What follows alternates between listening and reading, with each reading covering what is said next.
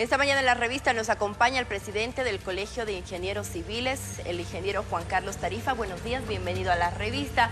¿Ustedes han analizado el proyecto? ¿Lo ven viable para Cochabamba? Marcela, muy buenos días y por su intermedio a la amable audiencia. Nosotros no estamos contra el avance, eso que quede claro, del progreso de Cochabamba, pero sí que los dineros que se destinen a estas obras sean garantizables. Y especialmente con la línea amarilla vemos con temor que circule el tren por debajo de los puentes y por un costado del río, especialmente por debajo del puente. Necesariamente los del Mitren dicen que podrían pasar por una especie de badenes, pero podría ser en época de estiaje, donde no hay agua, pero generalmente en los meses lluviosos viene a caudal lleno el río. Consiguientemente podría sufrir no solamente las obras que implemente el Mitren, también sus propios vagones y lo que es peor, quién sabe, en ese momento preciso el tren esté transportando gente. Consiguientemente ese es nuestro temor. Ese río tiene la finalidad de transportar agua y generalmente en la época de lluvias, si bien no viene lleno, pero viene con cierto caudal de afectar obras que están al interior del río.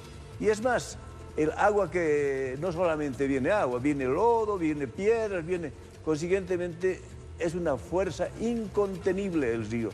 Y si hablamos que en cierta manera el tren insertado en el río, quiera si o no, le va a quitar cierta área al área hidráulica del propio río. Consiguientemente, en un momento dado que si se ha afectado el área, esas aguas que contienen el río podrían rebalsar. ¿Y cuál es la mejor opción para ustedes, ingeniero?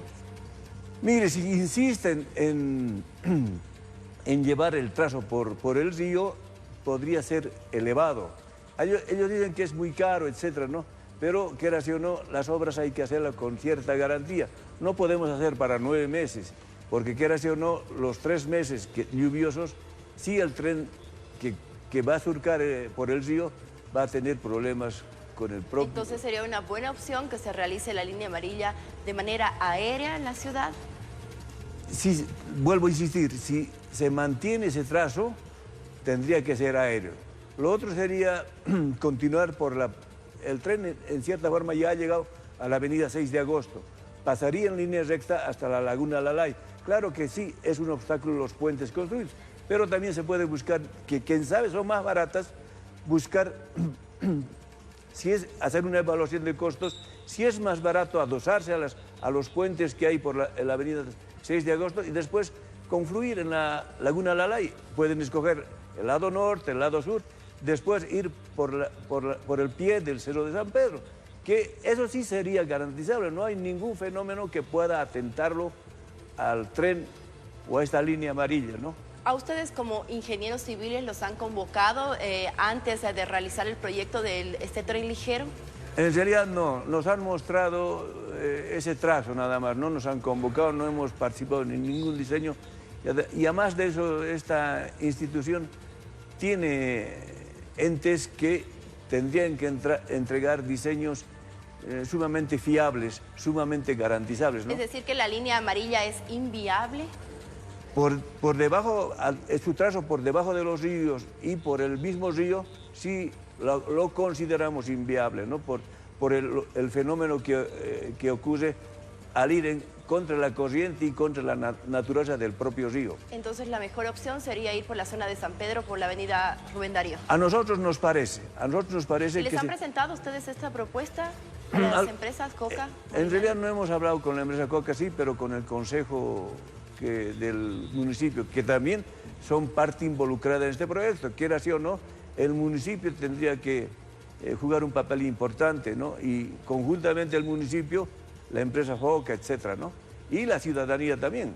Bueno, ahora hablemos de la velocidad. Se dice que no va a imprimir mucha velocidad este tren. ¿Ayudaría a descongestionar nuestra ciudad?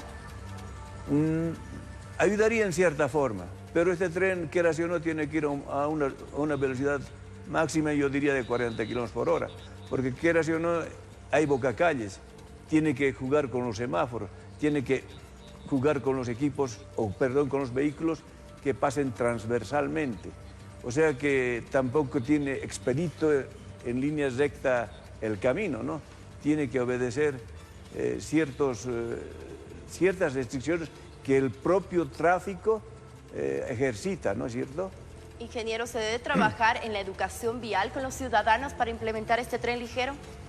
Claro que sí. Por ejemplo, en nuestro medio estamos muy acostumbrados a que el micro pase por la puerta, uno alza la mano y para, o está frente a un mercado, para lo maestro, le dice uno. En media calle. En media calle, no importa, se tiene que educar. Tal vez este tren nos eduque, quiera si o no, dice uno, en el supuesto caso que pase por el río Rocha, pero yo estaba yendo a la plaza, prefiero tomar un micro. Pero no es así, la gente también tiene que acostumbrarse a respetar los apeaderos, las paradas, no solamente de este tren, sino de los propios vehículos que transportan gente, de los propios buses, etc.